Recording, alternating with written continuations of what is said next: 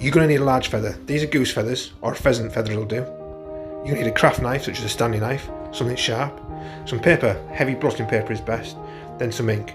If you don't have ink like this, you can use a normal ink cartridge and just squeeze it out into a bottle cap. These are goose feathers. We collected them a while ago and we've got quite a stock of them. Granted, you might not be able to get out and get them, but if you live in Gisborough, give us a message and hopefully we can drop some around whilst we're doing our daily exercise, then you can use these. We use this step-by-step guide. There's basically 6 steps to it, and if you follow these in turn, we should get there. The first thing you do is cut off the front of the nib on a diagonal straight across. You'll find that inside the feather there is a slight membrane. You need to clear that out, otherwise it'll hold ink and it'll drip it out onto the paper as you're writing.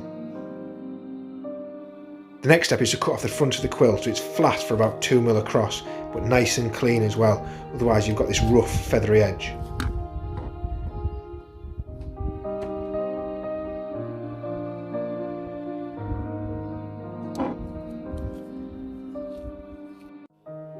Step 3 is to cut a slot down. It's about 2/3 of the way of the diagonal cut you did for step 1. What this does is it lets the ink run down to the tip of the quill so you get a nice clean line when you're writing. Step 4, you're starting to taper down towards the tip of the quill.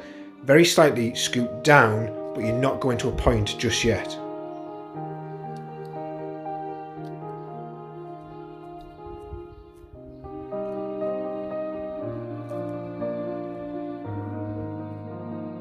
Likewise, step 5, you're tapering in, doing little scoops coming in, but again, you're not going to a point.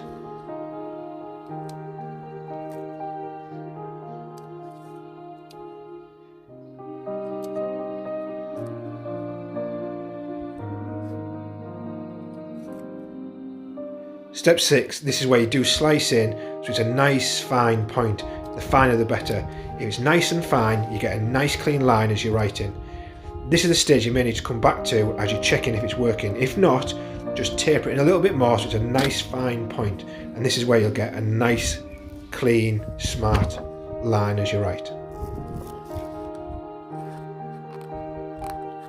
As you can see here, it does write, but the line's a little bit thick.